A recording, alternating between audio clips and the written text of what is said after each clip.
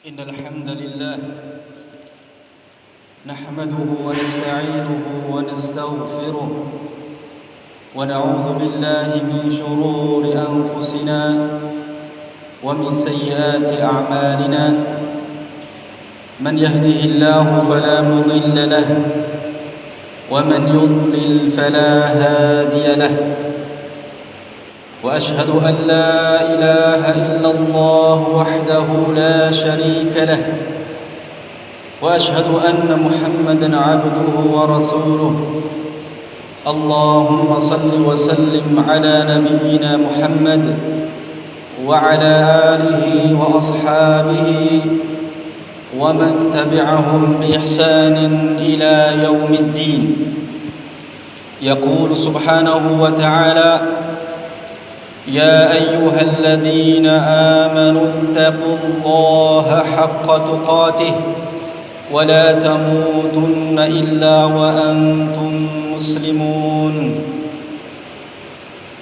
أما بعد فإن أصدق الحديث كتاب الله وخير الهدي هدي محمد صلى الله عليه وسلم وشر الأمور محدثاتها فإن كل محدثة بدعة وكل بدعة ضلالة وكل ضلالة في النار. عباد الله, jamaah salat Jumat yang semoga senantiasa dirahmati dan dimuliakan Allah Tabaraka wa Ta'ala. Pertama-tama, marilah kita bersama-sama meningkatkan ketakwaan kita kepada Allah Tabaraka wa Ta'ala dengan sebenar-benarnya takwa, yaitu dengan melaksanakan apa yang menjadi perintahnya dan perintah Rasulnya sallallahu alaihi wasallam, serta menjauhi apa yang menjadi larangannya dan larangan Rasulnya sallallahu alaihi wasallam. Ibadallah,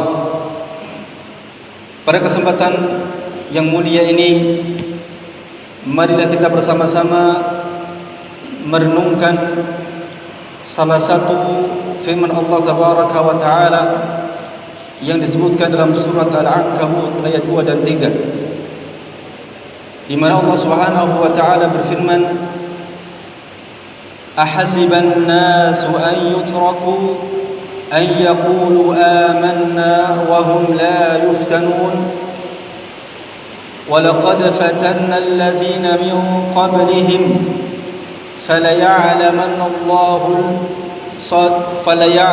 الله الذين صدقوا وليعلمن الكاذبين. Apakah manusia mengira bahwasanya mereka akan dibiarkan begitu saja mengatakan kami telah beriman, sedangkan mereka tidak diuji? Dan sungguh kami telah menguji orang-orang sebelum mereka, maka sungguhnya Allah Azza wa Jalla mengetahui orang-orang yang benar dan mengetahui orang-orang yang dusta. Ibadallah, ayat ini menjelaskan kepada kita sekalian bahwa di antara konsekuensi pernyataan iman kita kepada Allah Subhanahu wa Ta'ala adalah kita harus siap untuk menerima ujian dari Allah Tabaraka wa Ta'ala, untuk membuktikan sejauh mana kebenaran pernyataan iman kita kepada Allah. Apakah pernyataan tersebut benar-benar bersumber dan muncul dari keyakinan dan kemantapan hati, atau hanya sekedar ikut-ikutan saja serta tidak tahu arah dan tujuan? Ibadallah, bila kita sudah menyatakan beriman kepada Allah Tabaraka wa Ta'ala dan berharap manisnya buah iman tersebut, yaitu surga Allah Subhanahu wa Ta'ala, maka bersiap-siaplah untuk mendapatkan ujian dari Allah Tabaraka wa Ta'ala. Mau tidak mau, senang atau tidak senang, ujian itu pasti akan kita dapatkan hidup di dunia ini. Allah Azza wa Jalla telah menyindir orang-orang yang ingin masuk surga tanpa melalui ujian yang berat. Allah Azza wa Jalla berfirman dalam surat Al-Baqarah ayat 214, Am hasibtum an tadkhulul jannata wa lamma ya'tikum mathalul ladzina khalau min qablikum massatuhumul ba'sa wad-dharra'u wa zulzilu hatta yaqula ar-rasul wal ladzina amanu ma'ahu mata nasrullah ala inna nasrallahi qarib. Apakah kalian mengira bahwasanya kalian akan masuk surga sedangkan belum datang kepada kalian ujian sebagaimana telah berlalu atau terjadi kepada orang-orang sebelum kalian? Mereka telah ditimpa malapetaka dan kesengsaraan dan digoncang dengan berbagai macam ujian, sampai Rasul dan orang-orang yang beriman bersamanya mengatakan, kapankah datangnya pertolongan Allah? Ingatlah, sesungguhnya pertolongan Allah itu sangat dekat. Rasulullah SAW juga mengisahkan tentang kisah orang-orang terdahulu di dalam mempertahankan keimanan mereka. Beliau SAW menuturkan kepada sahabat Khabbab ibn al-Aras radhiyallahu anhu, sebagaimana disebutkan dalam Sahih Al-Bukhari, Rasulullah SAW bersabda, laqad kana man qablakum la yumshatu bimishatil hadid ma duna 'idhamihi min lahmin aw 'asabin ma yasrifuhu dhalika 'an dinihi wa yud'u al-minsharu 'ala mafriqi ra'sihi fayushaqqu bithnayn ma yasrifuhu dhalika 'an dinihi. Sungguh telah terjadi terhadap orang-orang sebelum kalian, ada orang-orang yang ada orang-orang yang disisir dengan sisir besi sehingga terkelupas daging atau urat dari tulang-tulangnya, akan tetapi itu tidak membuatnya berpaling dari agamanya. Ada juga yang letakkan di atas kepalanya gergaji, kemudian dibelah menjadi dua, akan tapi itu tidak membuatnya berpaling dari agamanya. Ibadallah, ujian yang diberikan oleh Allah Subhanahu wa taala kepada hamba-hambanya itu berbeda-beda dan bertingkat-tingkat sesuai dengan tingkat keimanan mereka. Bermacam-macam. Paling tidak, jika kita menilik apa yang terjadi pada umat-umat terdahulu, paling tidak ada 4 ujian yang Allah Azza wa Jalla berikan kepada mereka. 4 bentuk macam ujian yang Allah Azza wa Jalla ujikan kepada hamba-hambanya.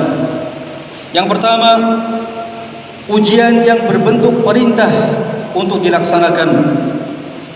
Sebagaimana contohnya adalah perintah Allah Azza wa Jalla kepada Nabi Ibrahim alaihi salam untuk menyembelih putra kesayangannya Ismail alaihi salam. Sungguh ini adalah benar-benar ujian yang sangat berat. Bagaimana mungkin seorang ayah yang sudah merindukan kedatangan anaknya dalam waktu yang lama, kemudian sudah tumbuh dewasa, sudah mampu untuk membantu orang tuanya dan tidak melakukan kesalahan apapun, kemudian tiba-tiba diperintahkan untuk disembelih. Maka ini sebuah ujian yang sangat besar. Oleh karenanya Allah Azza wa Jalla menyebutkan dalam Al-Quran, Allah berfirman, Inna hadha lahuwal bala'ul mubin. Sesungguhnya ini benar-benar merupakan ujian yang nyata.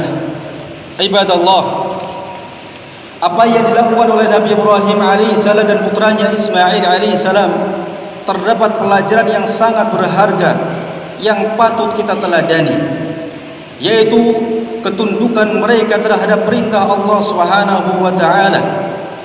Di mana di saat sebagian besar kita atau kebanyakan kita merasa berat dengan perintah Allah Tabaraka wa taala, berdalih dengan berbagai macam alasan untuk tidak melaksanakan perintah tersebut. Salah satu contohnya, Allah Azza wa Jalla telah memerintahkan kepada para wanita muslimah untuk menutup seluruh aurat mereka, untuk menjulurkan jilbab mereka, yaitu menutup aurat-aurat mereka. Dengan tegas Allah Azza wa Jalla sebutkan dalam Al-Quran, Ya ayyuhan nabi, qul li azwajika wa banatika wa nisa'il mu'minin yudnina 'alayhinna min jalabibihin dzalika adna an yu'rafna fala yu'zain wa kana Allahu ghafurar rahima. Wahai Nabi, katakan kepada istri-istrimu, anak-anak perempuanmu, dan istri-istri orang yang beriman, agar mereka menjulurkan jilbabnya ke seluruh tubuh mereka. Yang demikian itu agar mereka mudah dikenal dan tidak diganggu. Dan Allah Azza wa Jalla Maha Pengampun lagi Maha Penyayang. Kemudian ujian yang kedua, ibadallah, adalah ujian yang berbentuk larangan untuk ditinggalkan. Sebagaimana hal itu diujikan kepada Nabiullah Yusuf alaihi salam, yang diuji dengan seorang perempuan yang cantik, yang memiliki kedudukan yang mengajaknya untuk berzina. Tapi dengan izin Allah tabaraka wa taala, kemudian keimanan Nabi Yusuf alaihi salam, beliau selamat dari ujian tersebut. Dan Rasulullah sallallahu alaihi wasallam menjanjikan kepada seorang yang menolak ajakan maksiat dari seorang perempuan khususnya karena takut kepada Allah, dia akan mendapatkan nauman pada hari tidak ada nauman selain nauman Allah Azza wa Jalla. Rasulullah sallallahu alaihi wasallam bersabda, sab'atun yudhilluhumullahu fi dhillihi yawma la dhilla illa dhilluh, wa rajulun طلبته امرأة ذات منصب وجمال فقال إني أخاف الله. Ada 7 golongan yang akan mendapatkan nauman pada hari tidak ada nauman Allah Azza wa Jalla selain naumannya. Tidak ada naungan selain naungan Allah Subhanahu wa taala. Di antaranya adalah seorang laki-laki yang diajak berzina oleh seorang perempuan yang memiliki kecantikan dan kedudukan. Kemudian dia mengatakan, sesungguhnya aku takut kepada Allah. Ibadallah. Kemudian ujian yang ketiga adalah ujian yang berbentuk musibah, seperti terkena penyakit, ditinggalkan orang yang dicintai, dan semacamnya. Sebagaimana itu diujikan kepada Nabiullah Ayyub alaihi salam, yang diuji oleh Allah Azza wa Jalla dengan penyakit yang sangat buruk. Tidak ada satupun dalam tubuhnya yang tidak selamat dari penyakit tersebut selain hatinya. Dan ujian tersebut berlangsung selama 18 tahun. Seluruh harta beliau telah habis untuk berobat dan juga menafkahi istrinya. Seluruh kerabatnya meninggalkannya, kecuali istrinya yang senantiasa setia menemani beliau sallallahu alaihi wasallam. Sampai kemudian pada akhirnya beliau memelas kepada Allah tabaraka wa taala, memohon kepada Allah Azza wa Jalla, sebagaimana Allah Azza wa Jalla sebutkan dalam Al-Quran, wadhkur abdana Ayyub idh nada rabbahu anni massaniya syaitanu binusbi wa adab. Dan ingatlah akan hamba kami Ayyub ketika menyuruh Rabbnya, sesungguhnya aku diganggu syaitan dengan kepayahan dan siksaan. Ibadallah. Kemudian ujian yang keempat adalah ujian lewat tangan orang-orang kafir dan musuh-musuh Islam. Contohnya seperti apa yang dialami oleh Nabi kita yang mulia Muhammad sallallahu alaihi wasallam dan juga para sahabatnya radhiyallahu taala anhum ajma'in. Khususnya ketika mereka masih berada di Mekah, mereka diganggu, dicaci maki, bahkan dibunuh oleh mereka.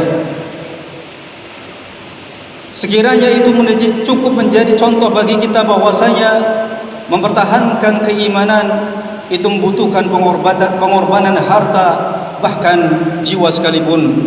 Pun demikian musibah yang dialami oleh saudara-saudara kita umat Islam di belahan dunia, yang sekarang akibat kedengkian daripada orang-orang kafir dan musuh-musuh Islam ini merupakan ujian dari Allah Azza wa Jalla untuk mereka di sana, dan juga sekaligus pelajaran bagi kita umat Islam yang lainnya. Semoga Allah Azza wa Jalla menjadikan mereka yang meninggal di dalam mempertahankan keimanan mereka, termasuk para syuhada di sisi Allah tabaraka wa taala. Amin ya rabbal alamin. Aqulu qawli hadha wa astaghfirullah li wa lakum wa lisairil muslimin min kulli dhanb fastaghfiruhu innahu huwal ghafurur rahim.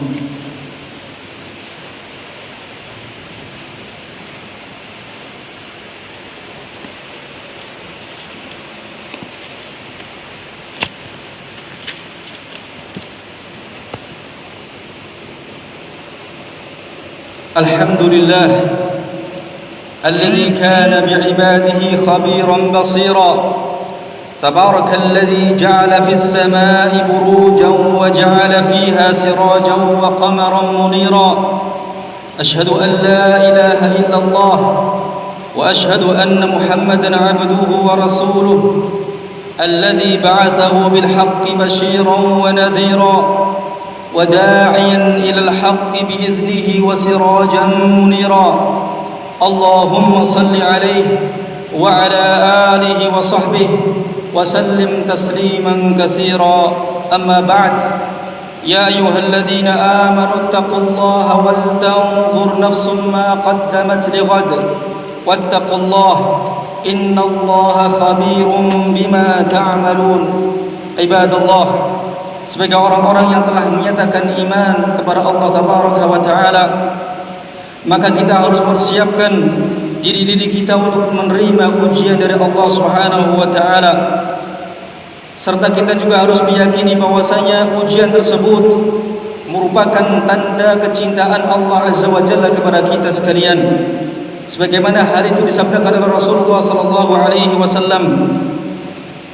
Beliau bersabda, inna 'idhamal jazaa ma'a 'idhamil balaa wa inna Allah idza habba qauman ibtalahum faman radiya falahu ridha wa man sakhita falahu sakhat. Sesungguhnya besarnya balasan bersamaan dengan besarnya ujian, dan sungguhnya jika Allah Azza wa Jalla mencintai satu kaum, maka Allah Azza wa Jalla akan menguji mereka. Jika mereka ridha, maka baginya keridhaan Allah, dan jika mereka marah, maka baginya kemurkaan Allah. Mudah-mudahan kita semua yang hadir dan juga seluruh kaum muslimin diberikan ketabahan dan kesabaran oleh Allah Azza wa Jalla dalam menghadapi ujian yang diberikan kepada kita sekalian. Amin ya rabbal alamin. Innallaha wa malaikatahu yusalluna 'alan nabi ya ayyuhalladzina amanu sallu 'alaihi wa sallimu taslima. Allahumma salli 'ala Muhammad wa 'ala ali Muhammad kama sallaita 'ala Ibrahim wa 'ala ali Ibrahim wa barik 'ala Muhammad wa 'ala ali Muhammad kama barakta 'ala Ibrahim wa 'ala ali Ibrahim innaka Hamidum Majid. اللهم اغفر للمسلمين والمسلمات والمؤمنين والمؤمنات الأحياء منهم والأموات. اللهم ربنا لا تزغ قلوبنا بعد إذ هديتنا وهب لنا من لدنك رحمة إنك أنت الوهاب. اللهم ربنا آتنا في الدنيا حسنة وفي الآخرة حسنة وقنا عذاب النار وقنا عذاب النار. وصلى الله على نبينا محمد وعلى آله وصحبه وسلم وآخر دعوانا الحمد لله رب العالمين.